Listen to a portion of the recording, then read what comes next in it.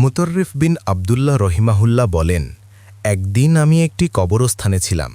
সেখানে একটি কবরের পাশে দাঁড়িয়ে আমি খুব দ্রুত 2 রাকাত নফল নামাজ পড়লাম।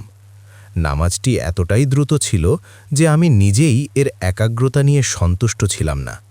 এরপর একটু তন্দ্রাচ্ছন্ন হয়ে পড়তেই স্বপ্নে দেখলাম সেই কবরের অধিবাসী আমার সাথে কথা বলছে। সে বলল, তুমি 2 রাকাত নামাজ পড়লে, জানিয়ে তুমি নিজেই সন্তুষ্ট নাও? এত দ্রুত পড়লে? আমি উত্তর দিলাম, হ্যাঁ, তা ঠিক।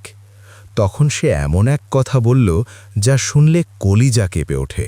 সে বলল, তোমরা জীবিতরা আমল করার সুযোগ পাও, কিন্তু এর কদর জানো না, আর আমরা মৃতরা আমলের কদর জানি, কিন্তু আমল করার সুযোগ পাই না।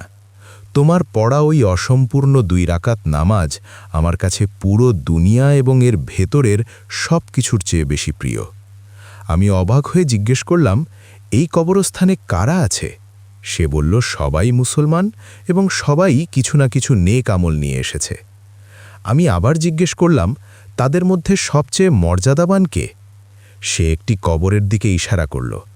মনে মনে দোয়া করলাম, আল্লাহ, যদি তাকে আমার কাছে বের করে দিতেন তবে একটু কথা বলতাম। মুহূর্তেই সেই কবর থেকে একটি টগবগে যুবক বেরিয়ে এলো। আমি তাকে জিজ্ঞেস করলাম, তুমিই কি এখানকার সবার চেয়ে সেরা? সে বলল, মানুষ তো তাই বলে। আমি অবাক হয়ে বললাম, আল্লাহর কসম, তোমার তো অত বয়সও মনে হচ্ছে না, তাহলে তুমি কিভাবে দীর্ঘ হজ, ওমরা, জিহাদ বা অনেক আমল করে এই মর্যাদা পেলে?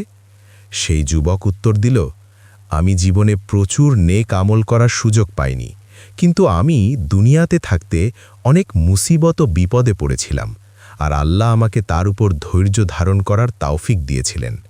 এই ধৈর্য বা সবর, এর কারণেই আল্লাহ আমাকে এই সর্বোচ্চ মর্যাদা দান করেছেন।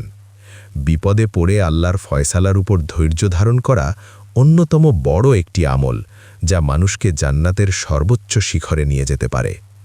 সূত্র: শরহুস সুদূর, ইমাম সুয়ুতি রহিমাহুল্লাহ।